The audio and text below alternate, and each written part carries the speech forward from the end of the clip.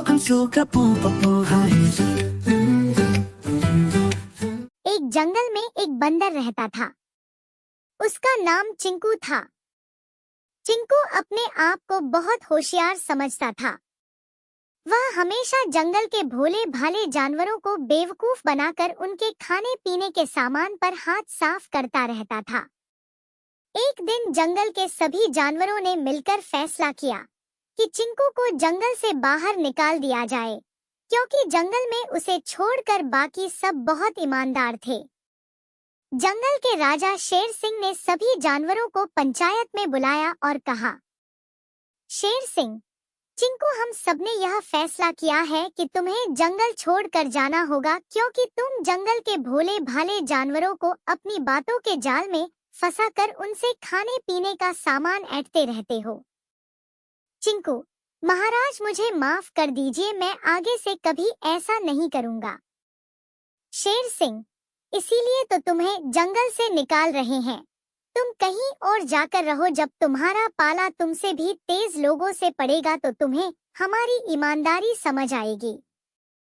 1 साल तक तुम्हें जंगल से बाहर जाना होगा। चिंकू चुपचाप अपनी सजा सुनता रहा। फिर वह बेमन से जंगल छोड़कर शहर आ गया। शहर में न तो पेड़ थे जहां से वह फल तोड़कर खा सके, न उसे पीने का पानी मिल रहा था। दुकानों में रखे फलों को उठाने जाता तो दुकानदार लठ लेकर उसके पीछे भागता। चिंकू भूखा प्यासा बड़ी मुसीबत में फंस गया।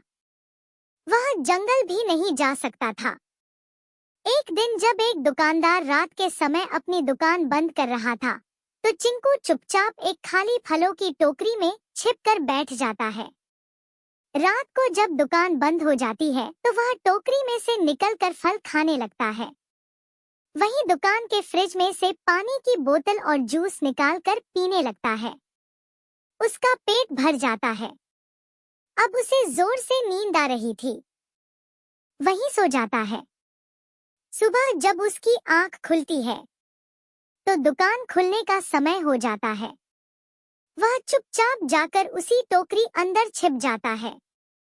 दुकानदार जब दुकान खोलता है तो वह देखता है कुछ फल आधे कुतरे हुए थे, पानी की खाली बोतल और जूस का खाली डिब्बा पड़ा था। वह इधर उधर देखता है तो उसे टोकरी के बाहर चिंकू की पूंछ दिख जाती है। वह चुपचाप एक मदारी को बुला लेता है। दुकानदार, देख भाई, ये बंदर मेरा बहुत नुकसान कर रहा है, तू इसे पकड़ कर ले जा। मदारी चिंकू को पकड़ लेता है और अपने साथ ले जाता है। मदारी चिंकू को रोज मारता था और बहुत कम खाने को देता था। धीरे धीरे उसने चिंकू को नाचना सिखाया और बाकी सारे करतब सिखा दिए। मदारी, सुन बे, तुझे मैंने जो कुछ सिखाया है, कल से तू तमाशे में दिखाना। सही से दिखाएगा तो मेरी कमाई होगी। अगर एक भी गलती की तो पिटाई होगी और शाम को खाना भी नहीं मिलेगा। अगले दिन से चिंकू मदारी के इशारे पर करतब दिखाने लगा। शाम तक वह थक जाता था। तब कहीं उसे खाना मिलता था। चिंकू रात को रोता रहता था। उसे अपने जंगल की याद आती थी। चिंकू, काश मैं ईमानदारी से रहता तो जंगल में खाने पीने की कोई कमी नहीं थी।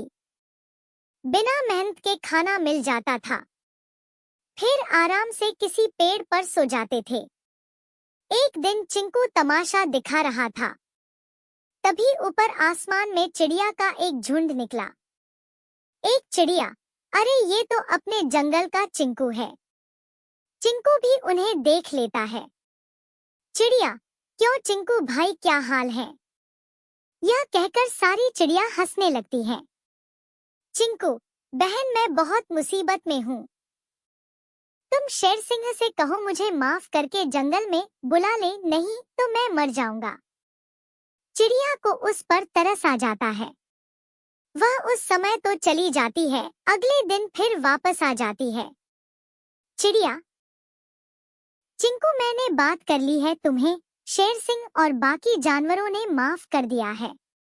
मैं रात को तुम्हारे पास आऊंगी और तुम्हारी रस्सियां काट कर तुम्हें आजाद कर दूंगी, फिर तुम जंगल चले आना। रात के समय जब मदारी सो रहा था, चिड़िया अन्य चिड़ियों के साथ आई और चिंकू की रस्सियां काट दी। चिंकू वहां से चुपचाप बाहर आ गया और दौड़ता हुआ जंगल में पहुंच गया।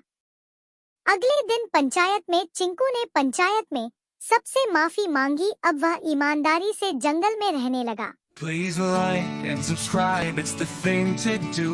Hit that bell and